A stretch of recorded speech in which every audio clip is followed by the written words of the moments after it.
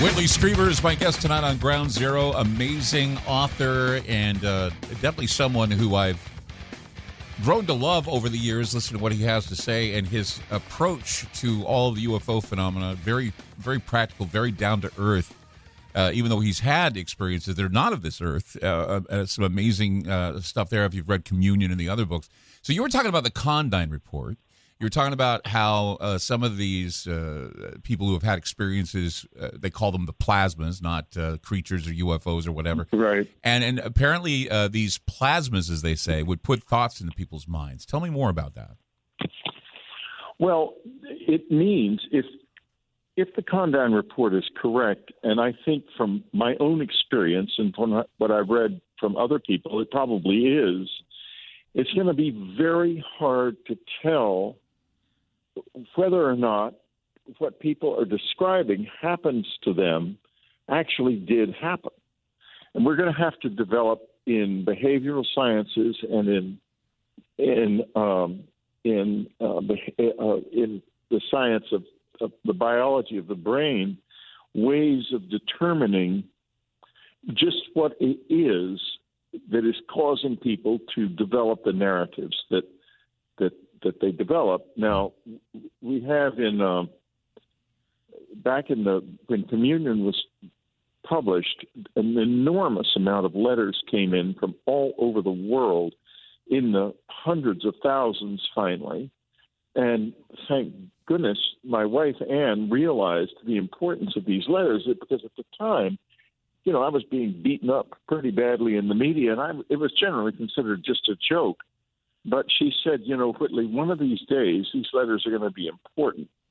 And she hired a secretary, and she saved ultimately about 35,000 of them that had full narratives that weren't just saying, a couple of lines, but full narratives of experience. And so that resource is now collected at Rice University in Texas, and it's going to be valuable and a useful resource.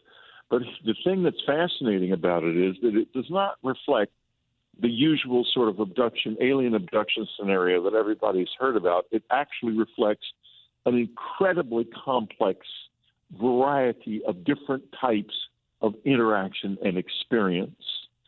What of that is true?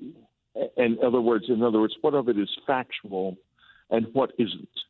That's what we need to determine and find out. And there's two ways of doing this. There are three ways. One is a social science methodology, which is looking at the letters from in the context of the social significance and the relationship to each other. Two is behavioral. Try to determine the states of mind of the people who were writing them.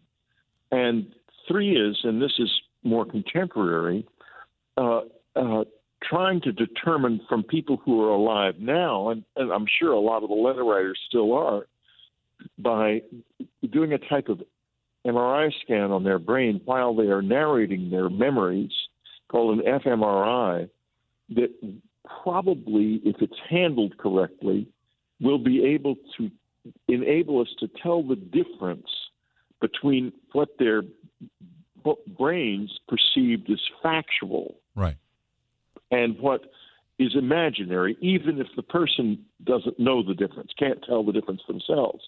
Well, would it be interpretation? I mean, think about it. Everybody's had an experience. You've had an experience. People who have had these abduction experiences. There's some that say, oh, it was edifying, it was spiritual, it was this. Other people saying it was hostile, it was almost demonic, it was whatever.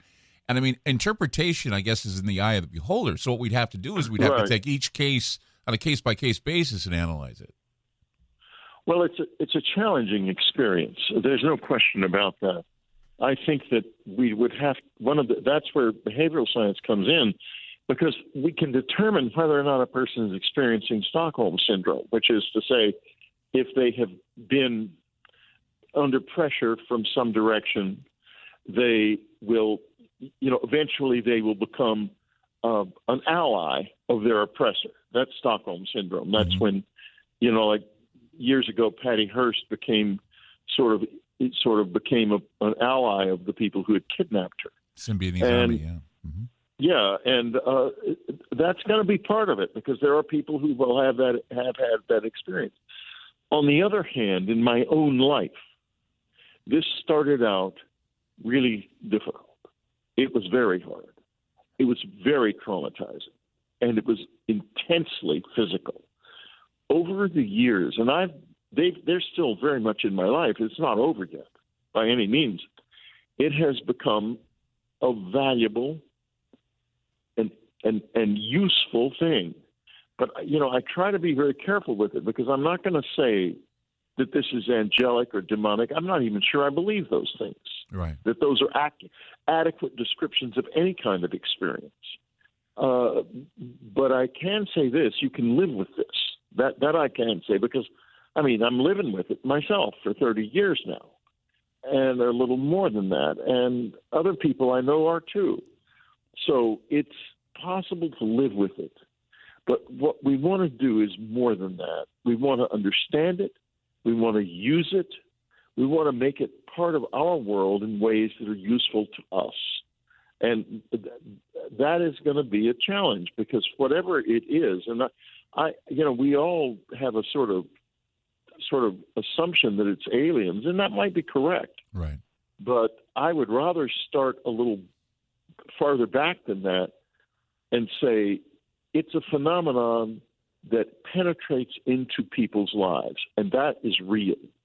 And it may or may not be related to what we see in the skies, now beginning to admit are really not of known origin.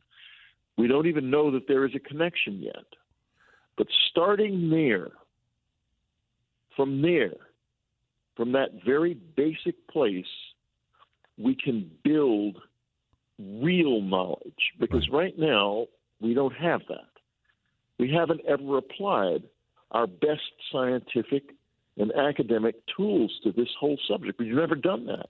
A lot of UFO investigators have done excellent jobs, and people who work in the abduction, close encounter communities, the same. Right. But they've not had the tools, and we do possess those tools, and it's time to start using them. But Way past time, actually. Is it going to be difficult, though, for everyone to throw out all assumptions? And, even the government, I think, doesn't even understand what's going on here. You especially with the experiences, you've always spelled it out in a way that would say, even I'm still dealing with it. I'm still trying to understand it. And I don't think anybody has a black and white explanation. I don't think so, and I think it's not time for that.